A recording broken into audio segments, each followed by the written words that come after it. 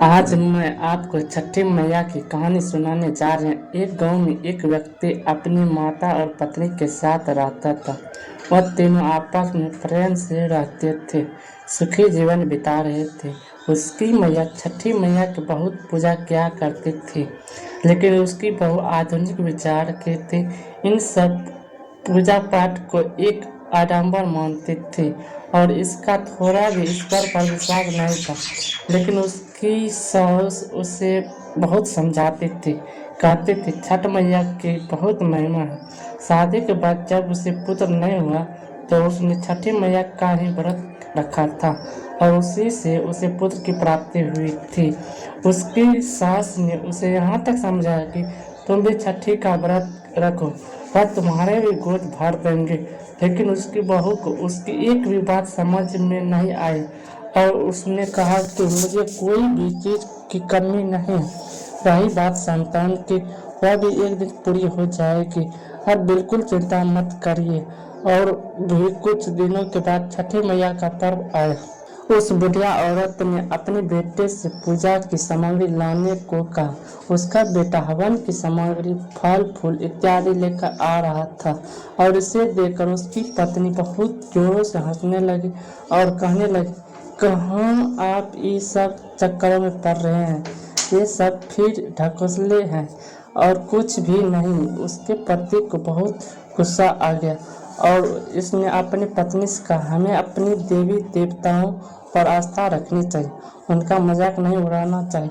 अगर तुम उनकी मदद नहीं कर सकती तो उसका मजाक भी मत बनाओ और मेरे रास्ते से हटो।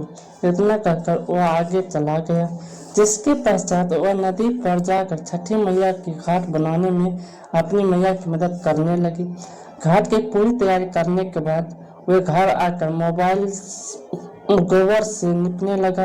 ये देखकर उसकी पत्नी फिर बोल पड़ी, ये क्या आप कर रहे हैं, पूरे घर को गंदा कर दिया है और इतनी बदबू, मैं कैसे रहूंगी यहाँ पे। वे फिर से बोला, ये कैसी बातें करते हो, गाय का गोबर कोई मामूली चीज नहीं होती, ये बहुत ही पवित्र होता है, बहुत सारी कीटाणुओं को समाप्त करता है और इसे पूजा में भी शुभ माना जाता है। घर को गोबर से निपने के बाद उसका बेटा अपनी माँ के पास जाने लगा, जो नदी पर उनका इंतजार कर रही थी। उसने पत्नी को भी साथ जाने को कहा। पता नहीं क्या सोचकर उसकी पत्नी ने हाँ कर दिया। रास्ते में मन ही मन सोच रही थी, मैं कौन सी पूजा में बैठूं, मैं तो मेला घूमूंगी। तब वो अपने मन पसंद की चीजें खरीदने लगी। उसके पति ने जब उससे आवाज लगाई तब उसने कह दिया, मुझे पूजा में नहीं बैठना है। इतना अनादर देखकर छठी मैया ने उसे सबक सिखाने की सोची। उसने उसके पति को नदी में डुबो दिया।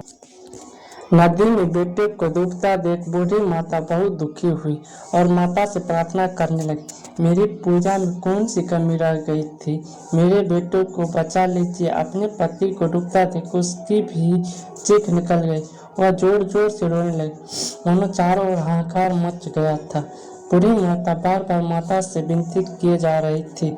ऐसा देखकर उस औरत को भी यकीन हो रहा था, यह कहीं न कहीं मेरे वजह से हो रहा है।